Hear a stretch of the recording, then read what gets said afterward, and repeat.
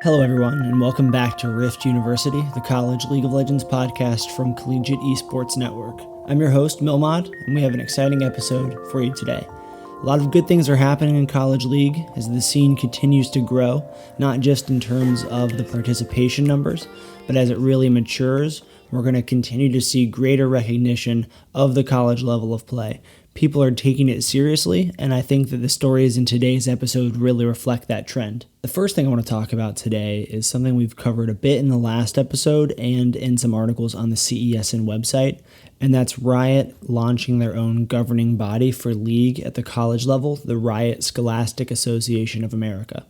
So a couple weeks ago, Michael Sherman and Matt Burris were on the Esports Observers podcast talking about RSAA and Riot's approach to Collegiate. It's definitely worth a listen to get an inside look from two Riot employees at the mindset and goals of the RSAA. So essentially, the RSAA is looking to assist in the development of collegiate programs through building kind of organizational infrastructure. They want to develop relationships with both institutions and the administrators to formalize communication channels between those different stakeholders and Riot. So this is a big step, showing that the publisher wants to take an active role in governance of their game at the college level, and especially as College League continues to grow, going from 240 teams in 2018 to 350 in 2019, that's very important. And it makes sense for Riot. They are a business. They want to protect their IP. But even more so, college students and college-age players make up a large segment of League's overall player base. So from Riot's position, they see this as a way to grow the game and shore up longevity through a sustainable, multi-level competitive structure. And one way they plan to do that is by making organized play more accessible, by removing any kind of barriers that exist as much as they can. Accessibility issues are obviously an important issue in esports because it's not like football or soccer where all you need is a grassy patch and a ball and you can go play. You need specialized equipment, PCs, high-speed internet. So if you're looking to grow organized play, especially when you're going to the high school, middle school, down to the youth level, there are some issues that might disproportionately impact certain economically depressed or low-income areas. And Riot wants to make sure that as much as possible, there aren't barriers to playing at your school or in any kind of organized play setting. Additionally, they want college-level competition to be accessible to the most talented players. So they want schools to utilize scholarships more so as a recruiting method. There may be students that wouldn't have considered college or couldn't have afforded college that would be able to go because of League of Legends scholarships.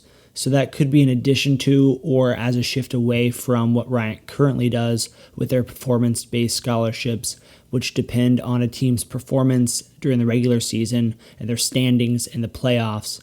They didn't indicate an immediate plan to change that aspect of College League, but left it open on whether or not that was the ideal way for Riot to support players.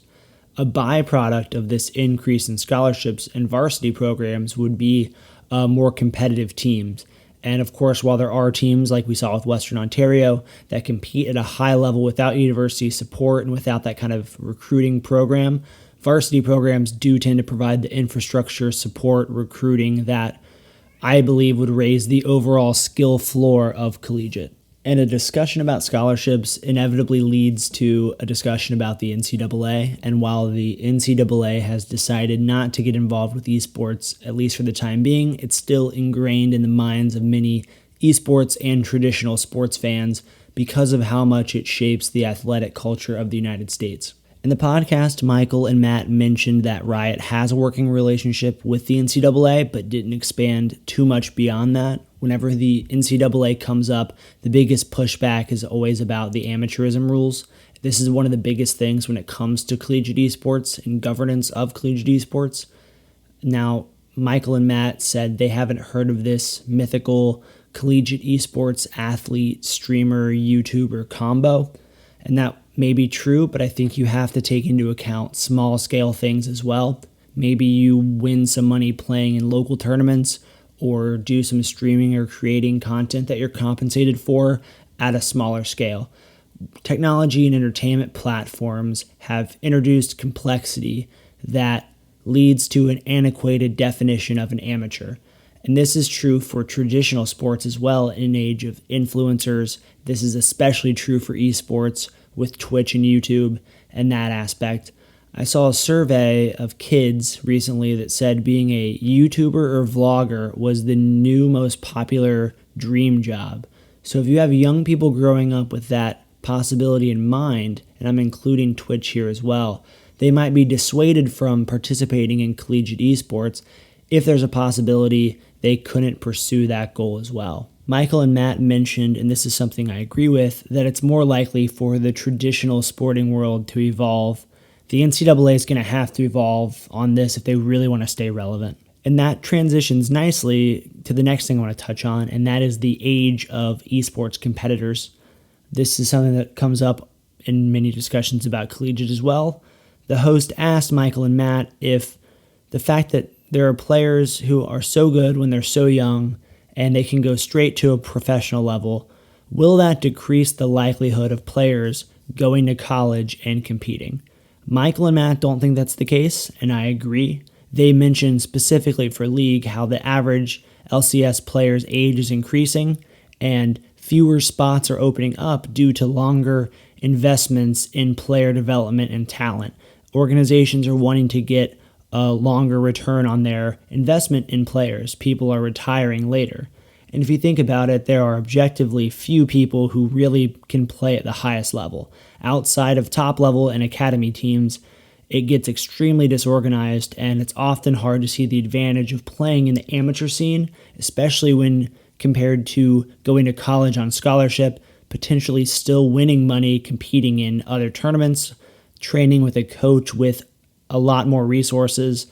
This is compared to dealing with a lot of times unprofessionalism in the amateur or semi-pro level. Playing at the collegiate level gives opportunities. It can be a path to pro. It can be a way to see if competitive league is right for you, if that's something you want to pursue. It can be a way to continue playing while earning a degree or to go do whatever else you wanted. It can be a way to get into other parts of esports or League of Legends. It could be something you do just for the experience. In traditional sports, many college players go on to coach, and I think that's something we could see as well. It could be kind of a pit stop, intermediate step as you're trying to climb your way up or back up to a higher level. And as professional teams increasingly value mature players who understand teamwork and have experience in a structured team environment, it becomes a plus.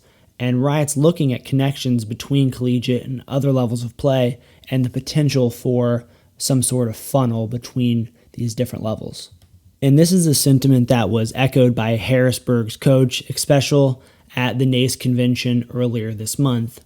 Sean Morrison from ESPN Esports tweeted out, quote, former LCS standout Xpecial, now the League of Legends coach for Harrisburg, said his hope for collegiate esports is to create a pipeline and backup plan for players trying to get to the highest level of esports. Now, Xpecial's been coaching for Harrisburg remotely since January of 2019, but now will be based in Harrisburg next season, which was covered in a recent Invin Global article. He played at the professional level for years, was working as a coach and analyst for Golden Guardians. Last year, Harrisburg had a great regular season and playoff run, eventually falling in the semifinals of the national championship to eventual runner-up Western Ontario. We cover those matches on our site if you're interested in checking out those recaps. And Xpecial's quoted in that Invin Global article explaining his approach to coaching collegiate, and I really like this. It's a great mindset. It touches on some of the big items we see across esports today. He says, quote, as a collegiate coach, I have a mixture of players who either have played in a competitive setting or have only played in solo queue. I have the opportunity to guide those who haven't had an experienced coach, but show the younger players what it takes to succeed as a team. My goal is to help the talent that is with me to become the best they can be. And that's really right in line with what Michael and Matt mentioned on the Esports Observers podcast. There's more investment in player development at all levels, and collegiate, professional, and it's going to result in an overall higher ability level at all levels of play. And I think that's something as fans that's very exciting to see that spread to different levels of competition.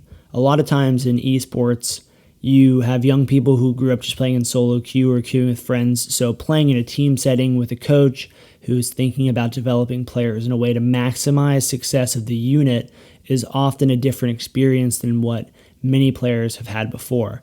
And to go back to the issue of age and professional players, yeah, it's true that some very young players go pro, but because of how these are just the early days of esports, I mean, League is 10 years old. You can start playing still, get good rapidly, and play at a high level. But 10 years from now, when you have the youth, high school, collegiate, semi-pro levels much more developed, that might not be the case when people have been participating in organized competition with coaches and training regimens for many years, for years and years. When that infrastructure is there, the skill floor at every level is going to rise. There will still be outliers, just insane players who are thrown in the highest levels at a young age, but that won't be the norm, and I think that won't be something that people expect to see or think will happen very often. And I think you can see a vision of the future of Collegiate and what Maryville is doing. They released their roster at the end of June, and they have a mix of returning and new players. Just looking at this lineup, they've made some impressive recruiting moves. They're looking to defend their title, and they know people are gunning for them. They have Niles and Wolfie coming back in top and mid lane as starters, and with support Clyde, ADC Saskio, and jungler CKG graduating, they're bringing on Value as ADC and Iconic as jungler, both from the amateur org Supernova, a team that Maryville's coach Zoo had previously coached for. Now, Value is a current challenger level talent, made 2017 North American Scouting Grounds. Iconic's another challenger player, joins with prior collegiate experience, having played for Iowa in the 2018 Big Ten Network Conference. Now, replacing Clyde at support is about 222, coming in to round out the starters. Now, he's a challenger support player as well, familiar with high-level organized play because he made FlyQuest's Academy roster this year in the 2019 spring split. The rest of the team, you have Hybrids, Kind Jungle, Julian, Evan RL, and Shady completing the squad, all of whom have Grandmaster or Challenger level experience. Julian and Evan RL played together on Maryville rival Columbia, and some may recognize Shady from his time on former North American LCS team Phoenix One in 2017. I think all 10 players are going to receive substantial playing time this season. Maryville, they're really bookended by talent throughout this roster, so it's going to be very impressive to see them in competition, and I'm excited to see how Zoo is going to utilize all of these players for their skill sets to produce the best team he can. A couple people replied to the announcement tweet saying, "Congrats on winning the 2020 CLAW Championships." Someone else said, "How does anyone else win?" Presumptive, but impressive. To be able to pull this caliber of player, sell them on Collegiate, really demonstrates the proof of concept. This is the same kind of thing we're seeing with Harrisburg, bringing on Xpecial as coach, telling people that have the ability to look at different levels, to consider Collegiate and to have them do it, I think says a lot to the general community, to general league fans and esports fans. So I think it's just going to go up from here. This really is just the beginning. Thank you again for joining me on Rift University. If you enjoyed the podcast, please subscribe and rate us on Apple Podcast or wherever you're listening to the show. You can find us on all of the major platforms. I've been your host, Milmod. You can follow me on Twitter at Milmod, MILLMOD. Don't forget to check out all of the other content from CESN on our website, cesn.gg. And you can find us on Twitter and Instagram at cesn.gg.